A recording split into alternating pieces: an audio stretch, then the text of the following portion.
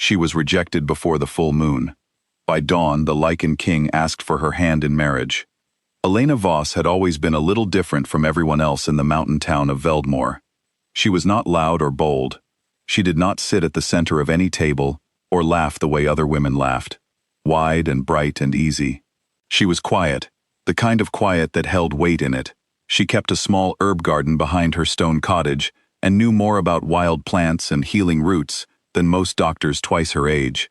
The townspeople came to her when their children had fevers, when their joints ached before rain, when medicine from the city had not worked.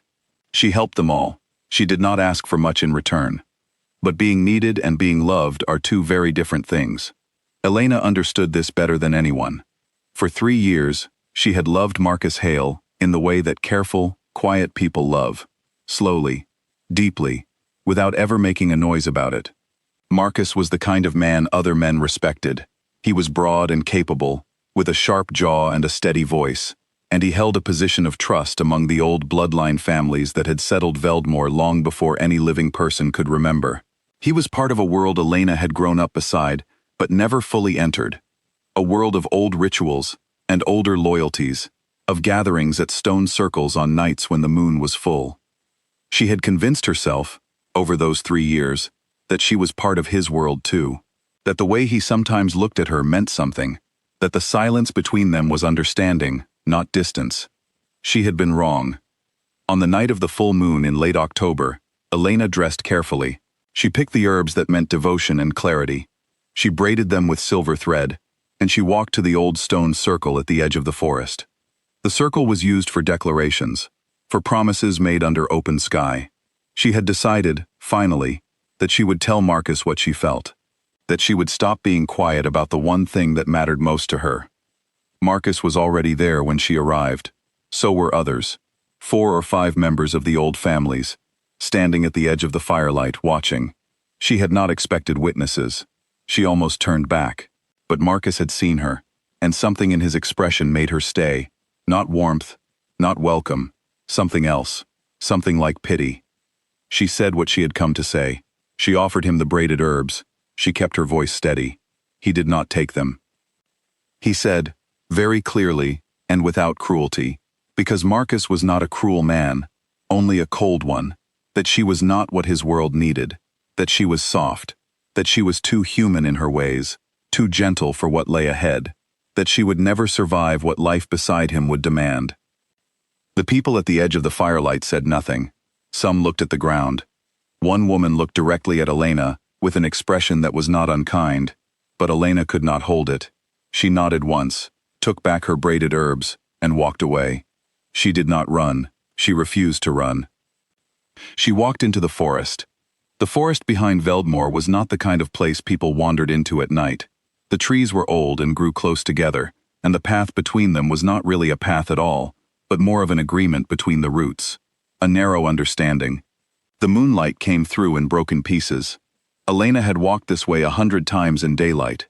In the dark, it was different. Not frightening exactly, but honest. The forest did not pretend to be anything it was not. She kept walking until she found the spring. It sat in a small clearing, fed by an underground source that never dried up, not even in the worst summers. The water was cold enough to ache.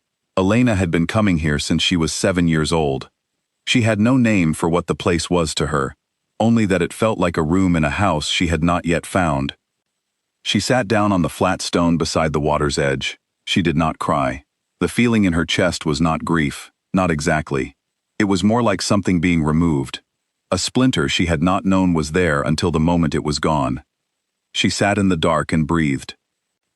And then she realized she was not alone. He was crouched at the far side of the spring, completely still, watching her. Not watching the way a predator watches, not with hunger or threat, watching the way something ancient and patient watches a world it has known for a very long time. He was enormous.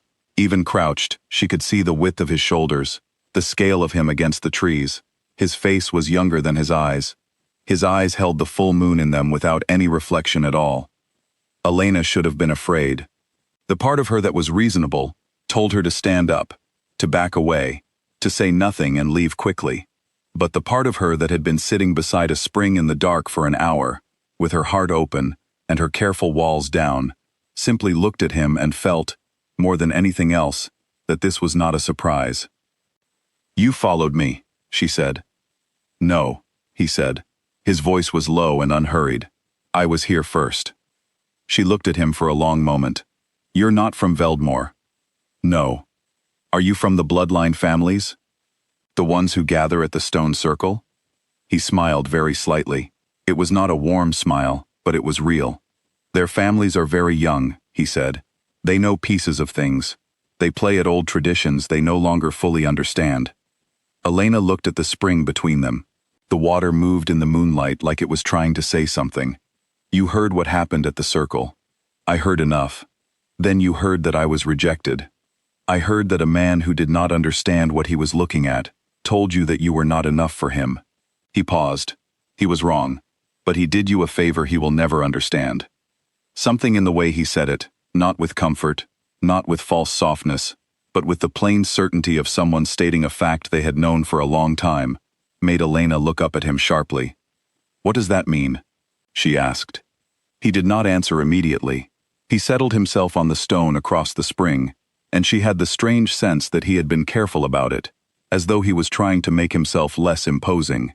"It means," he said finally, "that the life he would have brought you was not the life you were made for." He could not have known that, but it is still true.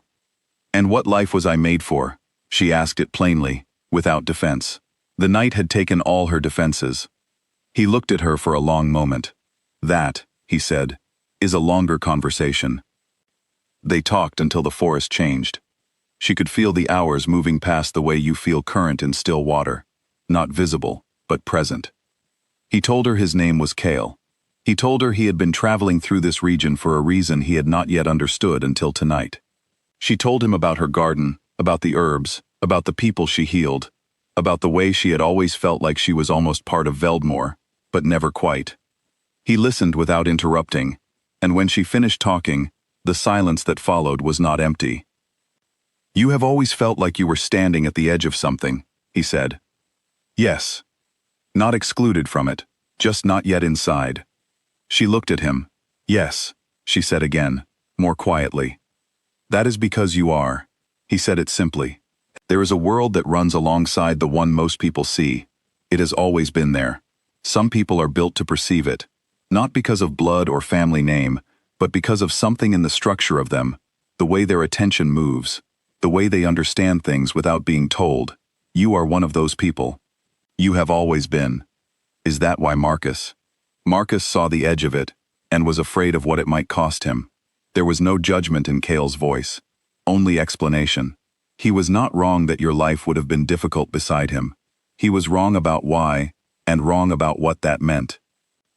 Elena was quiet for a long time. The water moved between them. "What are you?" she asked. He told her. He did not speak for a long time after that, giving her space to sit with what he had said. She did not recoil. She did not ask if he was joking. She looked at the spring and turned the information over carefully, the way she turned herbs in her hands before using them, feeling for what was true, for what had weight. "How long?" she asked at last. 300 years, he said, give or take. She nodded slowly. "And you are a king, of a kind. And you came through Veldmore because something here pulled my attention. I did not know what, until tonight." He looked at her with those eyes that held no reflection. "I have been watching you for 3 days. Since before the stone circle, I wanted to understand what you were before I spoke to you." "That's either very respectful or very unsettling," Elena said. Something shifted in his expression, something that was, she thought, the beginning of humor. Perhaps both. The sky began to change before either of them named it. The darkness softened at its edges, and the trees around the clearing took on outline. The spring turned from silver to a pale gold. Somewhere above them, birds began the slow, uncertain sounds that come before actual birdsong. Kale stood. He was even more present in the growing light.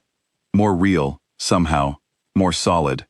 He looked at her the way a person looks at something they have waited for, without knowing they were waiting.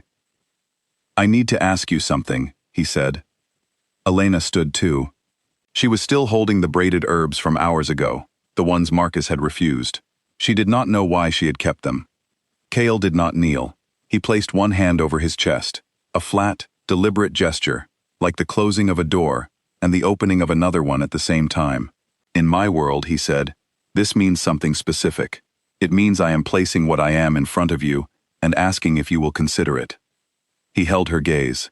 I am asking you to consider becoming my wife, not as an obligation, not as something that must happen now, but because I have not, in 300 years, sat beside a spring that felt like it was speaking, and I am not willing to walk away from that without asking. The light came through the trees in long, soft pieces. Elena looked at the braided herbs in her hand. She thought about the stone circle, about Marcus's cold and careful voice, about the way she had walked into the forest expecting the worst night of her life. She looked at Cale. I will give you my answer in 3 days, she said. Something moved through his expression, not impatience, not disappointment. Something that looked, very quietly, like relief. He nodded. 3 days, he said. She turned and walked back through the forest as the sun came fully up, her feet finding the path without effort, the light warm on her shoulders. Behind her, the spring was quiet. Ahead of her, her cottage waited, her garden, her ordinary and extraordinary life. She had arrived at that spring carrying a loss she had been building toward for 3 years. She left it, carrying something that had no name yet, but felt, for the first time, entirely like her own.